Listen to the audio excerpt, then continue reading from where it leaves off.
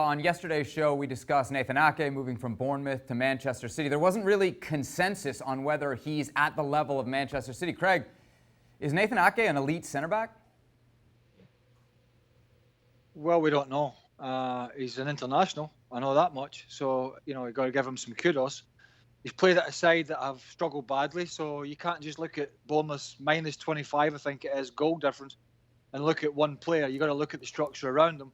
Clearly, City have a big issue there. And look, if this came off, this would be a sink or swim. So you would find out. And, City have had some very experienced centre-half, but they've had some ageing centre-halves. Otamendi now, we've seen Vincent Kompany leave the club. John Stones has been hugely disappointing because a bit like Ndombele, I think, with John Stones, there's a very good footballer in there. But for various reasons, we've just not seen it regular enough at Man City. And so clearly they've got a shopping list that is looking at multiple centre-halves. And it would be a sink-or-swim moment for that player and for that club. I'm not convinced he's going to be good enough to take them where they want to go, which is back to the top of the tree in England, which is, I say back to the top of the tree in Europe. We don't know what's going to happen. They could win the Champions League this year. We don't know. But, he's a big, strong lad. He's pacey, but he makes, and as Stevie Nicol was saying this to me, he makes a lot of last-ditch challenges. Now, you could say that's good, or you could say that because he's in bad positions. So I think it would be a risk, but it depends, I think, Sebi, what centre-halves are out there. I mean, if you could go and get a Koulibaly or a player of that ilk, then that's what you're going to do. But maybe City can't get that kind of move done. So it could be they have to go to the Championship as it is now for Bournemouth centre-half. And it's a 50-50 call whether that's going to be the right move or not. Listen, no doubt about the area of need for Manchester City, Robbo. Do you have any doubt, though, about Ake's ability to fill the need? No, I've followed Nathan Ake's career ever since I worked with him, commentated on him when he was the under-17 Dutch captain, and they won the European title, and I followed his career ever since.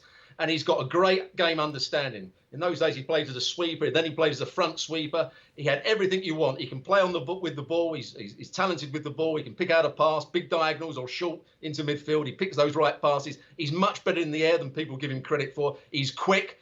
And he reads the game. I think he'd be a magnificent signing for Manchester. He just hasn't been at the right clubs. He was the best player at Watford by quite some way. He's been the best player at Bournemouth by quite some way. And Chelsea didn't treat him very well. They should have kept him at the club, and they wouldn't have to be going for Jimenez now for 120 million. They'd have Nathan Ake still at the club being their top centre-half. Well, that 1 second, Robert, that is a good point. And clearly Chelsea, he couldn't get game time, so they let him go. And I agree with you, he has got all those facets to his game. But I think the main facet that he has to have, and I think this is City's downfall. Say a downfall. It's a side that's won 8 out of the last 9 domestic trophies. But I think in terms of their Achilles heel, yes, Guardiola wants to play a certain way, and yeah, the centre-halves have to be able to play. But they got to get some people in that back line that first and foremost, Robbo, can defend, right? That has to be the number one criteria for anybody coming in to that centre-half position at City, is they got to be a good defender first and foremost. Everything else, in my opinion, should take second stage. I think Nathan Ake is a good defender. Having seen him and watched him play, he's reading the games, when to squeeze up, when to drop off. He's got good pace to recover if he makes the wrong decision, get people in behind.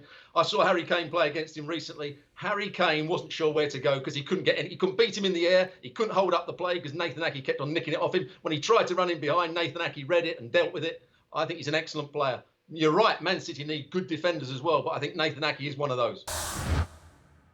Well, thank you very much for watching ESPN on YouTube. For more sports highlights and analysis, be sure to download the ESPN app. And for live streaming, premium content, and let's not forget as well, ESPN FC 7 days a week. Subscribe to ESPN Plus.